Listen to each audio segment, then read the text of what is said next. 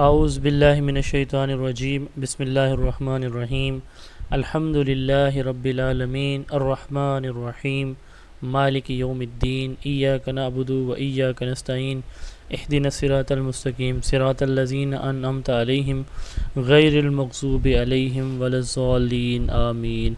सदक़ल्लाहुल अज़ीम। Lecture number 11 है। आज का लेक्चर दो हिस्सों पे मुश्तमिल है। पहले हिस्से में हम ये समझने जा रहे हैं कि CRQs को हमने कैसे लिखना है, हाउ टू राइट CRQs।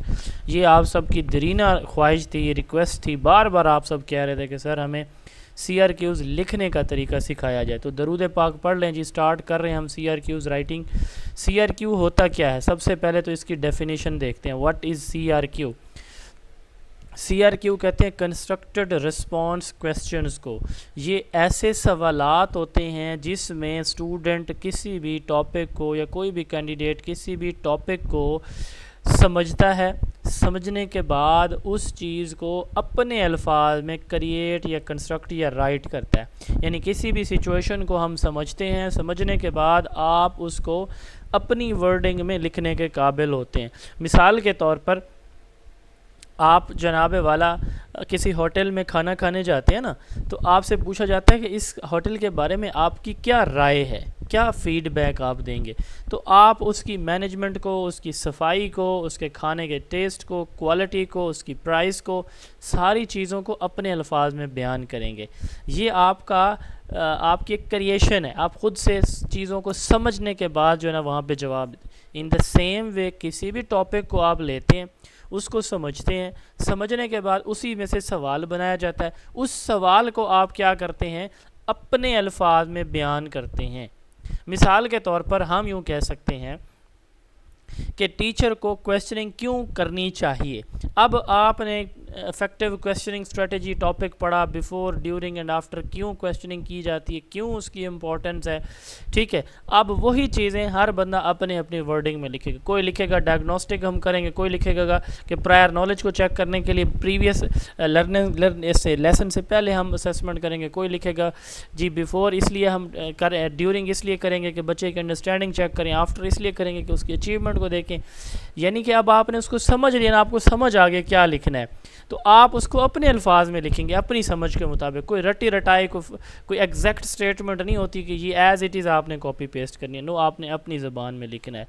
इसमें हम किसी चीज़ को लिखते हैं, एक्सप्लेन करते हैं, एनालाइज करते हैं या एग्जाम्पल्स को अप्लाई करते हैं।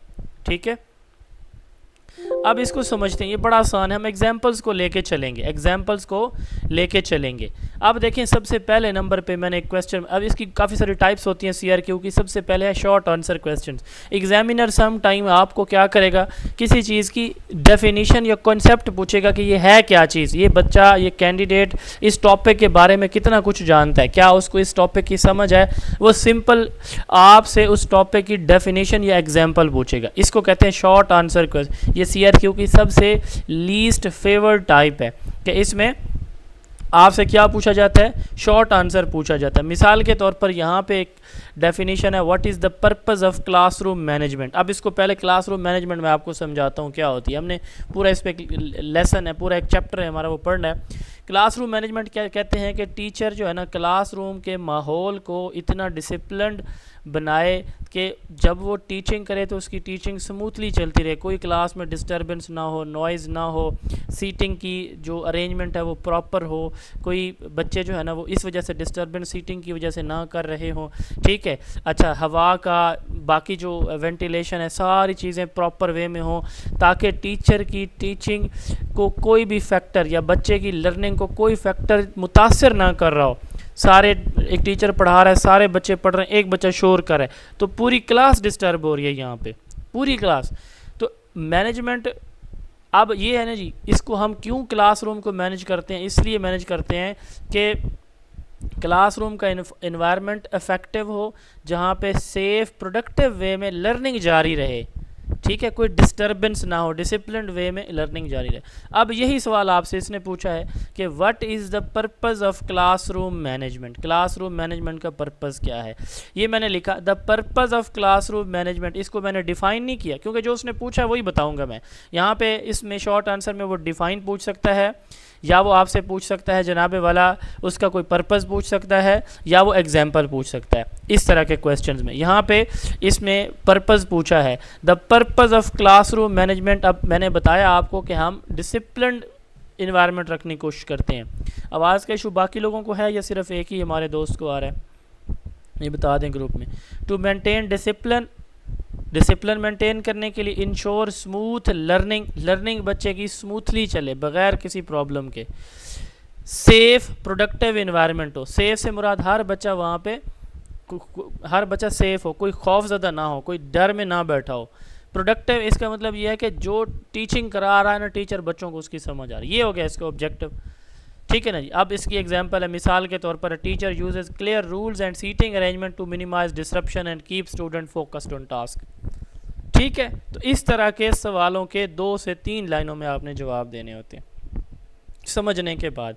अब अगले सवाल पे जाते हैं। कुछ क्वेश्चन होते हैं extended response question. Extended response question को थोड़ा सा हम डिटेल में लिखते हैं, इनकी एक्सप्लेनेशन थोड़ी ज़्यादा देते हैं। सवाल यहाँ पे पहले देखते हैं, इसमें इसको फिर समझते हैं। Discuss the impact of scaffolding in classroom practices. Scaffolding क्या होता है आप लोग ग्रुप में बताएं जल्दी से, शाबाश। लिव वाइगोस्की की हमने थ्योरी पढ़नी है आगे जाके, सोशियो कल्चरल थ्योरी, तो इसमें हम देखेंगे इसको डिटेल से, लेकिन थोड़ा सा अभी मैं इसको आपको समझाऊंगा। व्हाट इज़ स्कैफोल्डिंग थोड़ा सा बता दें सारे लोग, शाबाश जल्दी जल्दी बताएं। अच्छा, स्कैफोल्डिंग क्या चीज़ है? स्कैफोल्ड कहते हैं किसी को आर्जी सहारा देना। टेम्परेरी सपोर्ट, तायरा ने लिखा है, वेल डन।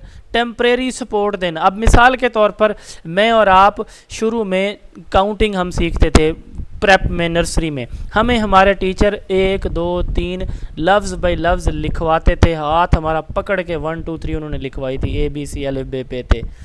ठीक है, और आज हम क्या कर रहे हैं कि मैं बुक्स लिख रहा हूँ अल्हम्दुलिल्लाह, तो उन्हीं टीचर की मेहनत है। वो क्या करते थे, एक चीज़ मिसाल के तौर पर 10 तक काउंटिंग है उन्होंने करा दी, आगे वही 10 वाले रिपीट होंगे, वो कहते हैं आगे खुद करो। एडिशन सिखाई, 2 + 2 कितना होता है 4, फिर आगे 4 5 7 और सवाल दे दिए।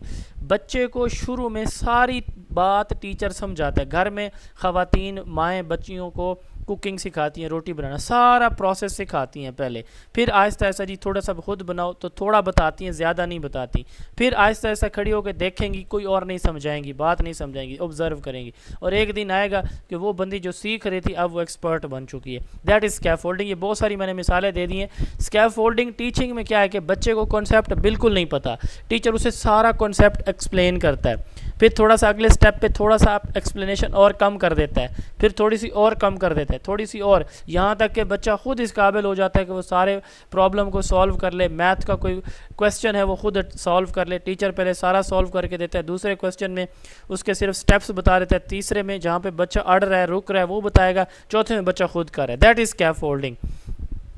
Teaching strategy based on live. अब देखें ना इसमें डिटेल आंसर है। अब इसमें हम कितनी बातें लिखेंगे, 4 5 3 हिस्सों में इसको हम इसमें लेकर जाएंगे। सबसे पहले इसको हम क्या करेंगे, अब इसमें डिस्कस का आ गया ना, डिटेल पूछी गई है। अच्छा, हम पहले उसको बताएंगे कि स्कैफोल्डिंग होता क्या है, फिर हम इसको ये बताएंगे कि क्लासरूम में इसके क्या इम्पैक्ट हैं, एक एग्जांपल दे देंगे। ये है एक्सटेंडेड रिस्पॉन्स क्वेश्चन। इस दफ़ा आपके पेपर में ERQs भी आएंगे इस तरह के। Scaffolding is a teaching strategy based on live Vygotsky socio cultural theory. ये हमने पढ़ना है अभी, टॉपिक आगे अपकमिंग साइकोलॉजी के लेक्चर्स में से। ठीक है, theory in which teacher provide temporary support to help student to complete task they can not do independently. आटा गूंदना पहली दफ़ा बच्चे के लिए बड़ा मसला होता है, रोटी बनाना उसको सिखाया जाता है, सालन बनाना, हर एक चीज़ बच्ची को सिखाई जाती है या वो ऑब्जर्व करती है। तो शुरू में आर्जी सहारा टेम्परेरी सपोर्ट दी जाती है। ठीक है, तो इसको क्या कहा जाता है, इंडिपेंडेंटली बच्चा फिर वो करना शुरू कर देता है। इससे क्या होता है कि बच्चे को जो डिफ़िकल्ट टास्क है उसको छोटे छोटे स्टेप्स में टीचर करके देता है। ठीक है, मैथ का कोई प्रॉब्लम है तो उसको 4 5 डिफरेंट स्टेप्स में टीचर करके देगा। ठीक है, क्वेश्चनिंग, गाइडेंस और डिस्कशन से बच्चा पार्टिसिपेट करता है। टीचर अपनी हेल्प को आहिस्ता आहिस्ता ग्रेजुअली रिमूव करता है। ठीक है, और बच्चा फिर कॉन्फिडेंट हो जाता है। It improve the classroom learning by, इसका इम्पैक्ट अब आ रहा है, by breaking the difficult task into smaller manageable steps, छोटे छोटे स्टेप्स में आ गया। क्वेश्चनिंग, गाइडेंस और डिस्कशन स्टूडेंट को पार्टिसिपेट कराती है, वो एक्टिवली लर्न करते हैं चीज़ें। साफ ज़ाहिर है टीचर उनको समझा रहा है, उनसे सवाल जवाब भी कर रहा है। और फिर टीचर क्या करता है, teacher gradually remove the support. जैसे ही टीचर अपनी सपोर्ट को कम करता है, learner become confident and independent. Learner confidence और इंडिपेंडेंट खुद से करने की सलाहियत उसके अंदर आ जाती है। स्कैफोल्डिंग, डाइवर्स लर्नर के लिए भी वो बच्चे जिनको ज़्यादा हेल्प चाहिए टीचर उनको ज़्यादा हेल्प दे देता है, जिनको कम हेल्प चाहिए टीचर उनको कम हेल्प देता है। तो इसको कहते हैं डाइवर्स लर्नर। कुछ अच्छे बच्चे हैं, कुछ कमज़ोर हैं। ठीक है, फॉर एग्जाम्पल यहाँ पे है कि teacher first solve a math problem with the student, then guide them to solve another and finally ask the student to solve independently. यहाँ तक जी क्लियर हो गया जी? जी, एक्सटेंडेड रिस्पॉन्स की समझ आ गई कि हमने इसको थोड़ा सा डिटेल में बताना है। जैसे मैंने आपसे पूछा था कि टीचिंग में आप क्वेश्चनिंग स्ट्रेटजी कैसे यूज़ करोगे, वो भी आपका ERQ था, एक्सटेंडेड रिस्पॉन्स क्वेश्चन था। ठीक है, तो ERQ था। ठीक है ना जी, समझ लग गई भाई यहाँ तक? जी जी, शाबाश, बता दें ग्रुप में। ERQ क्वेश्चन आ सकती हैं यस आपके पेपर में। आगे देखें, आगे है problem based question. Problem based question से मुराद ये है, प्रॉब्लम बेस्ड क्वेश्चन से क्या मुराद है सर? प्रॉब्लम बेस्ड क्वेश्चन से मुराद है कि आपको कोई प्रॉब्लम दिया जाएगा, आप पढ़ा रहे हैं, पढ़ाने के दौरान कोई मसला हो जाता है आपको टीचिंग में। ठीक है, मिसाल के तौर पर एक बच्चा आता है, वो डिस्टर्ब करता है पूरी क्लास को, आप क्या करेंगे? आप ICT टूल यूज़ कर रहे हैं, आपकी बिजली चली जाती है, आप क्या करेंगे? ठीक हो गया। अच्छा, क्लास की तादाद ज़्यादा है तो आप ये फ़लाँ मेथड उसमें कैसे यूज़ करेंगे? तो ये एक सिचुएशनल या प्रॉब्लम बेस्ड क्वेश्चन होगा, जिसमें आप ये चेक किया जाएगा कि प्रॉब्लम में ये रीजनिंग या लॉजिकल आंसर कैसे करता है। ठीक है, ERQs में जो जितनी स्पेस गिवन होगी आपने उतना लिखना है, वहाँ पे स्पेस गिवन होगी, परेशान होने की ज़रूरत नहीं है। 4 लाइनों की है तो 4 लाइनें लिखेंगे, 6 लाइनों की है तो 6 लाइनें लिखेंगे, जितनी स्पेस गिवन है उतना ही आपने समराइज़ करना है। यूजुअली आप 6 लाइनों तक ERQs लिख सकेंगे, इससे ज़्यादा स्पेस नहीं होगी। अब यहाँ पे सवाल है, you planned a group activity but suddenly electricity goes out and your ICT based resources can not be used. अब वो कहता है कि आप पढ़ा रहे हैं और आपने कोई वीडियो उनको दिखानी थी ICT से मुराद ये है को कोई इंफॉर्मेशन एंड कम्युनिकेशन टेक्नोलॉजी को, कोई कंप्यूटर से स्क्रीन के ऊपर, बोर्ड के ऊपर, स्मार्ट बोर्ड से आपने उनको कोई वीडियो दिखानी थी। बिजली चली गई है, लाइट ऑफ हो गई है, अब आपने अपनी एक्टिविटी भी पूरी करवानी है, क्या करेंगे? अब ये एक प्रॉब्लम है ना। अब इसमें आप इसको कैसे एड्रेस करेंगे? अब देखें, हमने ये नहीं करना कि हम जो है ना वो इंतज़ार करेंगे बिजली का, नहीं। तो फिर क्या करेंगे? हम कोई ऑल्टरनेट ऑप्शन देखेंगे, कोई उसका मुतबादल ढूंढने की कोशिश करेंगे। In such situation I would quickly shift to low tech method, ऐसे मेथड जिनसे मैं अपनी एक्टिविटी भी करवा लूँ और वहाँ पे बिजली की ज़रूरत भी ना पड़े। ठीक है, कोई चार्ट पेपर है, वाइट बोर्ड के ऊपर कोई प्रिंटेड कोई पेजेस हैं, उनको यूज़ करके जो अवेलेबल रिसोर्सेज मेरे पास हैं, चार्ट्स हैं, वाइट बोर्ड अवेलेबल है, पेपर एटलीस्ट अवेलेबल होंगे। ठीक है, अच्छा, इसके अलावा हमने एक्टिविटी की और एग्जांपल्स पढ़ी थी, रोल प्ले है, डिस्कशन है, वो कोई भी एक्टिविटी हम ऐसी जो कि रिप्लेस कर सकती हो मौके की मुनासबत से उस हमारे टास्क को जो हम डिजिटल वे से कर रहे हैं, उसको हम पीयर डिस्कशन से, रोल प्ले से, ठीक है, वाइट बोर्ड को यूज़ करते हुए, चार्ट या पेपर को यूज़ करते हुए हम उस पर शिफ्ट हो जाएंगे। तो इसका हमारा फोकस जो है ना, इस पे नहीं होगा कि हमने मीडियम कौन सा यूज़ करना है। हमारा फोकस ये होगा कि हमने अपना टॉपिक या एक्टिविटी मुकम्मल कैसे करवानी है। तो उसके लिए हम लर्निंग को कंटिन्यूस रखने के लिए ईजीली अवेलेबल मटेरियल को यूज़ करेंगे। ठीक है जी, अब इसको रीड करते हैं। In such situation I would quickly shift to low tech method such as using charts, paper, white board and printed handouts. ये आपने समझना है, कोई मुश्किल नहीं है ये चीज़ें। आपने सिर्फ अपने आप को बिठा देना है टीचर की कुर्सी पे, आंखें बंद करके सवाल पढ़ने के बाद, हाँ भाई ये मसला आ गया, मैं क्या करूँगा। क्लास में बैठे, या आप कि टीचर ने स्कूल में, कॉलेज में, यूनिवर्सिटी में इस तरह की सिचुएशन को कैसे डील किया था, वही वाली लिख देनी है अगर वो रेलिवेंट हो तो। ठीक है, role play, peer discussion can replace the digital tool to keep student engaged. The focus should remain on the lesson objective rather than medium. Medium पे नहीं होगा, By being flexible, I would ensure continuity of the learning. This is also models problem solving skill for, ये मतलब हमारा focus learning को continue रखने पे होगा, हम उसको स्टॉप नहीं करेंगे, ठीक है। अच्छा, जिन लोगों को नेटवर्क का इशू है, जिन लोगों को स्लाइड नहीं शो हो रही, जिन लोगों को आवाज़ का मसला आ रहा है, अगर सर मेरी तरफ से ये प्रॉब्लम होता तो किसी एक सिंगल को भी आवाज़ भी ना आती, स्लाइड भी ना शो होती।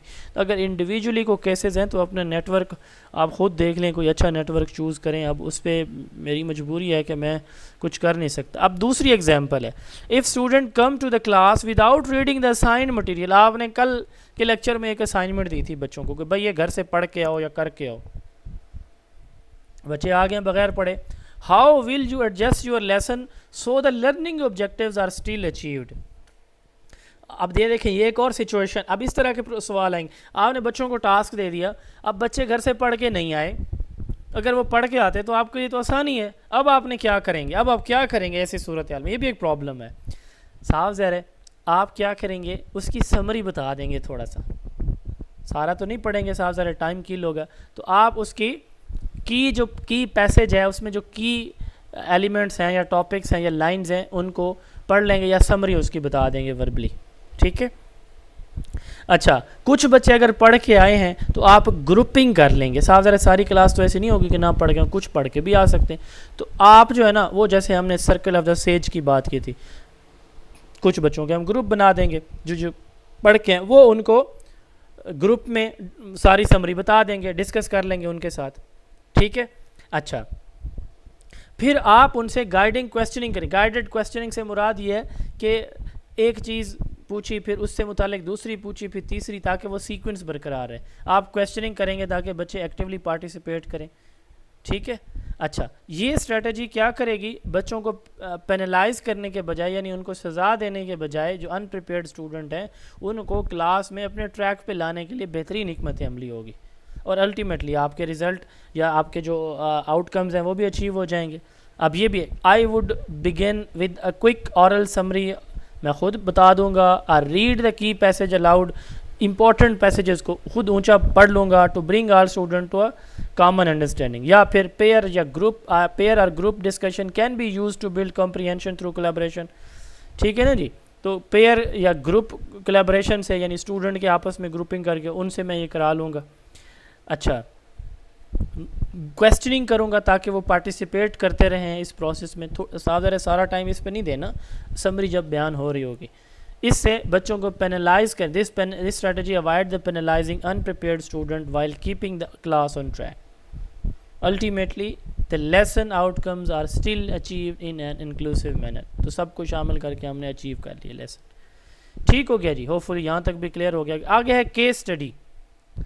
केस स्टडी आपको ना एक सिचुएशन दी जाएगी, ये प्रॉब्लम और ये मिलती जुलती है, लेकिन इसमें आपको एक सिचुएशन अलग दी जाएगी, उस सिचुएशन में से क्वेश्चन अलग बना के दिया जाएगा उसी सिचुएशन में से। ये केस स्टडी के क्वेश्चन भी आपके इस दफ़ा पेपर में आने हैं, ठीक है। ये क्या होगा, अब ये इसको सिचुएशन को पढ़ते हैं। A teacher in a government high school has 55 students in one classroom, many students at the back can not focus और पार्टिसिपेट इन द लेसन। अब ये एक सिचुएशन सिनेरियो दे दिया गया कि एक टीचर है, उसकी क्लास में 65 बच्चे हैं, लेकिन जो बैक बेंचर्स हैं वो टीचर पे फोकस नहीं कर पाते स्ट्रेंथ ज़्यादा होने की वजह से। अब यहाँ पे सवाल इसी सिचुएशन से होगा, suggest 2 strategies to ensure all student remain engage and learning continues effectively. अब ऐसी सिचुएशन में 2 स्ट्रेटजीज बताएं जिससे सारे बच्चों का फोकस कायम रहे। हाँ जी बताएं भाई, सारे ग्रुप में शाबाश, बताएं शाबाश, जल्दी जल्दी बताएं क्या करेंगे सारे, शाबाश। चले मैं माइक ऑन कर लेता हूँ, थोड़ी सी पार्टिसिपेशन हो जाए। हाँ जी, इसको रीड किए बगैर, शाबाश।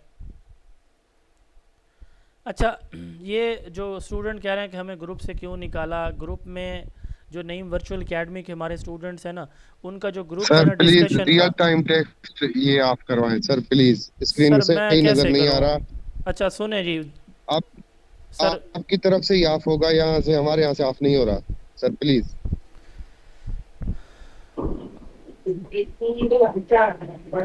जी जी। अच्छा, मैंने वो अलग नई अलग वर्चुअल ग्रुप के उनको एडमिन को मैसेज तो किया हुआ है कि जी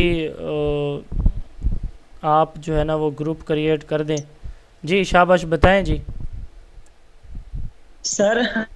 हम जी सबसे पहले ये जी करेंगे कि बेटा। हम बच्चों में ग्रुप बनाएंगे सर। सर हम बच्चों में ग्रुप बनाएंगे और क्लास में जो है ना हम विजिट करते रहेंगे, लास्ट बेंच तक जाएंगे हम। और शाबाश। सर जो सर इसमें जो बैक बेंचर्स हैं थिंक पेयर मतलब शेयर ड्यूरिंग जो टीचर क्वेश्चनिंग करते रहेंगे, फॉर्मेटिव मतलब असेसमेंट करते रहेंगे। फॉर्मेटिव सर हम असेसमेंट करते तो बच्चों रहेंगे। में ग्रुप ए ग्रुप बी बनाएंगे, उनमें लास्ट तक शेयर हम करेंगे। जाएंगे, चलें, विजिट ओके करेंगे जी, आखिरी थैंक यू। बच्चे तक।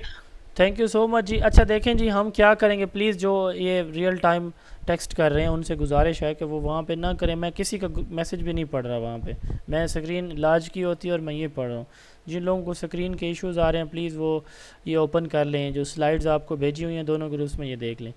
अच्छा, टीचर क्लास को छोटे छोटे ग्रुप्स में डिवाइड करके ग्रुप लीडर बना देगा और वो ग्रुप लीडर उस क्लास के उस पार्ट को के लिए रिस्पॉन्सिबल होगा। कोई हम ऐसे मेथड इंट्रोड्यूस करवाएंगे जिसमें सारे की सारी क्लास का फोकस टीचर पे होगा। क्वेश्चनिंग, टीचर वो पीछे वालों से भी सवाल कर रहा है, दाएं बाएं से भी कर रहा है, सारे अट्रैक्टिव होकर बैठेंगे। थिंक पेयर शेयर, बच्चों के पेयर बना सकते हैं हम। ये मैंने ज़्यादा लिखे हैं, आपसे 2 पूछे गए हैं, ताकि अगर सवाल अलग करे यही आ जाए तो आप लोग के पास कम अज़ कम जो है ना वो ऑप्शन हो कि कोई 1-2 याद रह जाए। ठीक है, क्वेश्चनिंग, थिंक पेयर शेयर या क्विजेज़ करेंगे आप। और दूसरा यह कि क्लास में एंड तक आप जो है ना वो मॉनिटरिंग के लिए मूव करेंगे, सिर्फ बोर्ड के साथ चिपक के नहीं पढ़ाएंगे। ये वो स्ट्रेटजीज़ हैं। ठीक है, बोर्ड के ऊपर विजुअल एड्स यूज़ कर लेंगे, कोई चार्ट्स वगैरह आप यूज़ कर सकते हैं। ये मैंने 4-5 स्ट्रेटजीज़ बता दी। तो ये जो है ना एक केस स्टडी था। एक दूसरा केस है, a teacher is conducting a science lesson in rural school but there are no lab facilities or multimedia resources available। Teacher एक देहाती स्कूल में, सिंध के देहाती स्कूल में पढ़ा रहा है और वो एक्सपेरिमेंट करवाना चाहता है, क्या करेगा? कोऑपरेटिव स्ट्रेटजी भी हो सकती है। यस, पिछले क्वेश्चन के लिए what alternative strategies can the teacher use to make the lesson practical and meaningful. Sir हमने ये क्वेश्चन मैंने आपको पहले टेस्ट में दिया कि लो जो है जोहन डेवी का वो मेथड जो है ना लिमिटेड या नो रिसोर्सेज हैं तो कैसे यूज़ करेगा, उस पर मैंने आपको आंसर में पिछले दिन बताया भी है। तो अब लोकल मटेरियल यूज़ कर लेंगे हम, बॉटल्स, वाटर, स्टोन, लीव्स जो इजीली अवेलेबल हो। हम लाजमी नहीं, अब देखें ना वाटर एवेपोरेशन है, पानी का बुखारात में बनना, हमें लाजमी गैस सिलेंडर लेना है, हमने लाजमी जनाब वाला वो जो है वो बर्नर लेने, हम माचिस ले लेंगे, तीली ले लेंगे। ठीक है, लकड़ियाँ स्कूल से इकट्ठी करके स्कूल से कोई बर्तन देगची किसी बच्चे के घर से ले आएंगे। हमने लाजमी डिजिटल थर्मामीटर चाहिए, हम कोई किसी डॉक्टर से वो पकड़ लेंगे, या नहीं भी तो हम देखेंगे कि ये जी 100 टेम्परेचर हो गया, अब बुखारात बन के उड़ रहा है। Teacher can use local material for demonstration, role play या drawing diagram on the board, board के ऊपर डायग्राम ड्रा करके भी समझा सकता है वो। ठीक है, ये हाउस होल्ड चीज़ें सिंपल वो अपने साथ ख़ुद भी ला सकता है, स्टूडेंट को भी एक दिन पहले इनकरेज कर सकता है कि वो लेकर आएँ जो चीज़ें जिसके पास अवेलेबल होंगी। तो इस तरह की सिचुएशन में हम लैब इक्विपमेंट के बगैर भी एक्सपेरिमेंट देहाती स्कूल में परफॉर्म कर सकते हैं।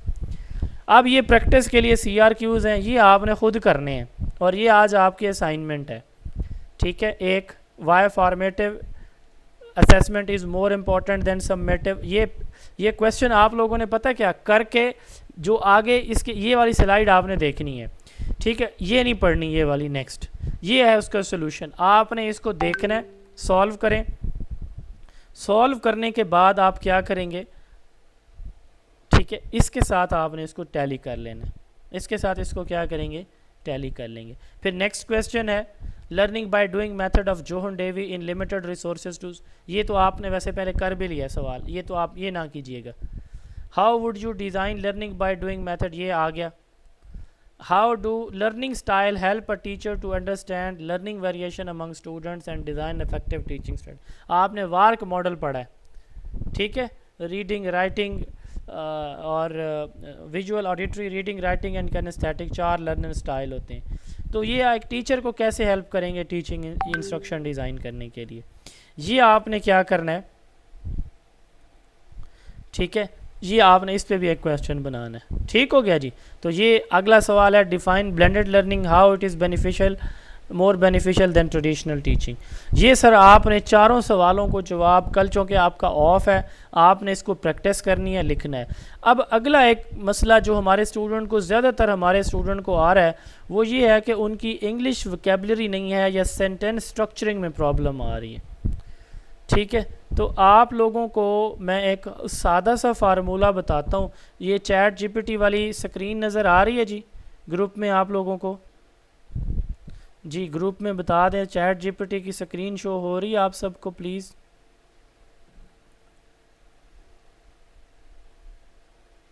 अच्छा, अब जैसे देखें, मैं एक सवाल यहाँ से कॉपी कर रहा हूँ, यही सवाल डिफाइन ब्लेंडेड लर्निंग वाला, how is it is more beneficial than.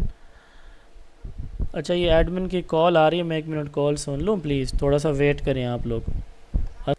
अच्छा, मैंने एक सवाल कॉपी किया है, ये सवाल है डिफाइन ब्लेंडेड लर्निंग। ठीक है, define blended learning, how it is more beneficial than traditional teaching. Answer अब मैं इसका लिख रहा हूँ। ठीक है, इट इज़, इसमें गलत लिखूँगा, इट इज़ ओल्ड, एंड मैं स्पेलिंग भी गलत लिखूँगा, ऑफ टीचिंग। अब ये मैं स्पेलिंग आप लोग पढ़िएगा। ठीक है, ये मैं इसके स्पेलिंग लिख रहा हूँ कि it is old and need of, ये टीचिंग की स्पेलिंग भी मैंने गलत लिखी है, where teacher teach on board. अब ये देखें, ये मैंने सवाल का जवाब लिख दिया, फ़र्ज़ करें इतना सही मैं लिख रहा हूँ टाइम बचाने के लिए, ये मैंने लिख दी। अब ये मेरा जवाब है गलत, आपने आगे लिख, इस स्टार्ट में एक स्टेटमेंट लिखनी है, check my answer correct its spelling. ठीक है, करेक्ट माई कॉन्सेप्ट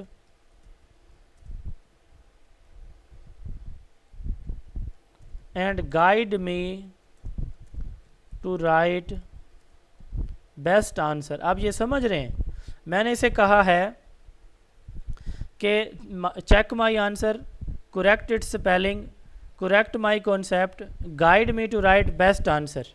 ठीक है ना जी। अब इस पे मैं क्लिक कर रहा हूँ, देखिएगा क्या कहती है ये चैट जीपीटी। हाँ, ये आपको कहेगी कि ये ओल्ड मेथड ऑफ टीचिंग नहीं है, ये आपका कंसेप्ट इनकरेक्ट है। ठीक है, ये ट्रेडिशनल भी नहीं है, ये आपका इनकरेक्ट है। ठीक है ना जी। अब नीचे ये आपको बताएगी कि इसका सही जवाब ये वाला है। ठीक है, ये कॉन्सेप्ट सही है, और आप अपने जवाब को इस तरह लिखें तो 2 सेकंड के अंदर आपका जवाब आपके सामने इवेलुएट होके आ जाता है कि आपके जवाब में ये स्पेलिंग, ये ग्रामर मिस्टेक्स हैं, आपने इन मिस्टेक्स को ऐसे ठीक करना है। ये आपका सवाल था, ये उसका आइडियल आंसर है। बड़ा सिंपल सा ये फार्मूला है, सारे लोग इसको यूज़ करें, सारे के सारे लोग जो है ना इसको यूज़ करें, और इसमें आप आसानी से अपना कॉन्सेप्ट भी ठीक कर सकते हैं। एडिशनली आप इसमें जो अपनी गलतियां वो भी दुरुस्त कर सकते हैं। ठीक है ना भाई।